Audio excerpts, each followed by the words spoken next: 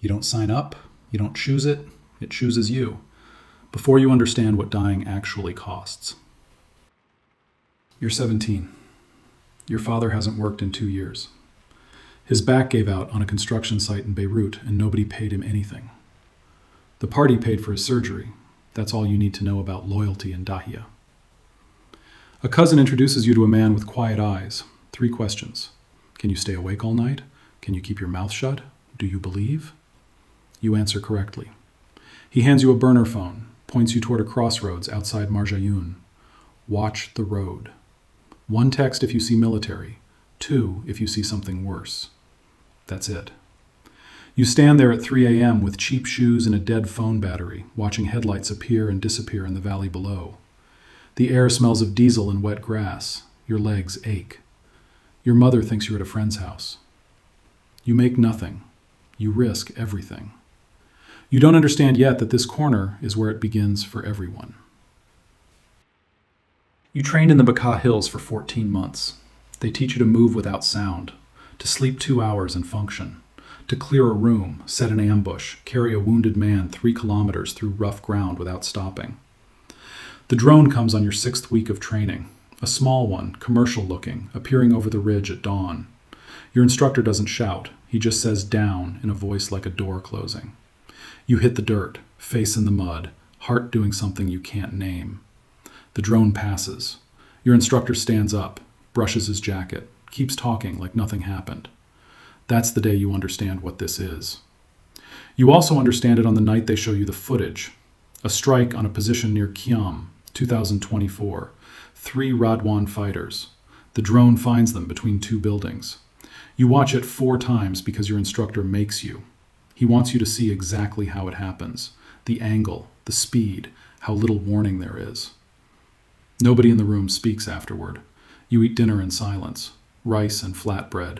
You finish every grain because your instructor told you to eat when you can. You never know when the next meal is. March 5th, 2026. The order comes. Move south, Kiam sector.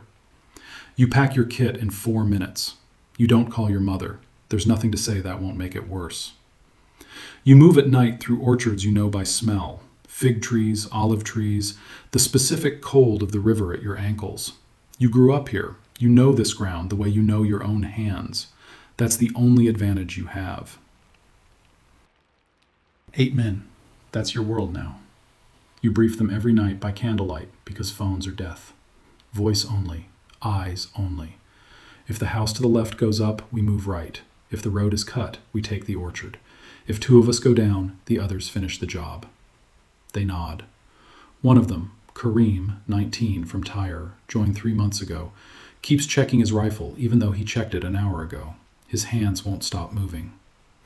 You don't say anything about fear. Fear means they're still thinking. The ambush is a drainage ditch outside Kiam, 4 a.m., cold enough to see your breath. You've been in this ditch for 4 hours when Kareem starts shaking.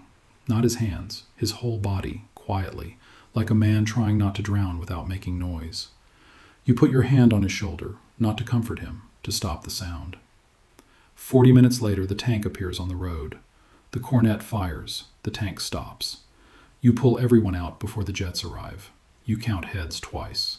8 men in, 8 men out. Kareem doesn't shake anymore after that night. You're not sure if that's good. You're 36. Shrapnel in your left hip from Syria. It aches when it rains, and it rains often. 12 squads report to you. You haven't slept in the same place twice this week. You haven't seen your wife in 7 weeks. The last time you saw her was a Tuesday. She made coffee the way you like it, too strong, with cardamom. She didn't ask when you were coming back. She already knew the answer. She just stood by the window with her cup and looked at the street below, and you looked at her, and neither of you said anything, because everything had already been said. She texted once since then.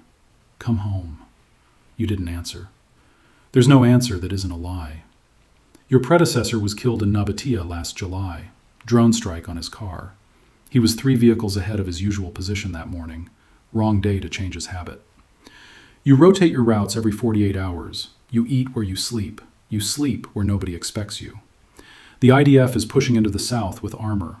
Your job is not to stop them. Your job is to make every kilometer cost more than the last.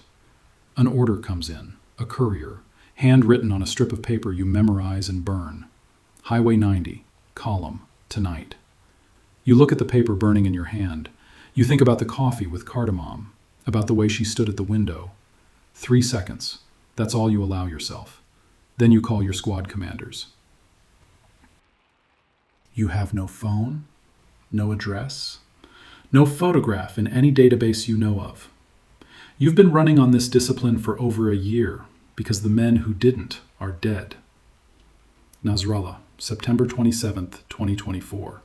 A bunker under Dahia. 17 meters of reinforced concrete. Not enough. Tabatabai, the Chief of Staff, November 23rd, 2025.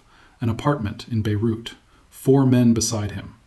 21% of those killed during the ceasefire were Radwan, the unit you rebuilt from nothing. Your men. You learned from each strike. Tighter cells. No man knows the name above him. Couriers only. Meetings that last 4 minutes. Never the same location twice. You receive intelligence on a March afternoon through a courier who doesn't know your name. IDF ground advance. Bekaa corridor. 72 hours. You redistribute your assets in silence. Move the anti-tank teams forward. Pull the rocket crews back. Shift the commanders who matter to the ground that matters. You do all of this without a phone, without a laptop, without leaving a trace in any system, anywhere. And then you sit in a basement somewhere in the south, in a plastic chair, and you eat a piece of bread, and you wait, because waiting is also a weapon, and you've learned to use it better than most.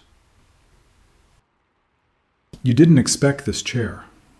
30 years as the deputy, the scholar, the man who explained Hezbollah to parliaments and journalists in skeptical cameras. Nasrallah was the symbol, the man who made 1 million people feel something when he spoke. He's gone. You are what remains. 50,000 fighters, billions from Tehran, rockets still arriving by sea even after everything, and a leadership structure that was cut at the top and is still trying to find its shape. March 1st, 2026. Tehran calls. The supreme leader is dead. Iran is at war. The instruction is simple. Move. You issue the statement. Resistance, dignity, the axis will not break. You believe every word. That has never been the question. But that night, in the safe house, the reports come in from the south. A tank hit here, a position lost there. 3 men killed in a strike on a location that shouldn't have been known. You sit alone at the table for a moment after the courier leaves. Your hands are shaking slightly. Not fear, age, fatigue, the particular weight of outliving everyone who was supposed to outlive you. You press your palms flat against the table until they stop. You think about the boy who recruited you 40 years ago, what he said, what he promised, how certain his voice was. You think about how many men believed those same words and are now in the ground. Then you pick up the next report. You read it. You keep going, because that's all that's left. There's a boy in Dahia, 17 years old. His father's back gave out. The party paid for the surgery. A cousin introduced him to a man with quiet eyes. The man handed him a burner. A crossroads outside Marjayoun. 1 text if you see military, 2 if it's worse. He stands there at 3 a.m., cheap shoes, dead battery. His mother thinks he's at a friend's house. He doesn't know the man who recruited him was killed in an airstrike 11 days ago.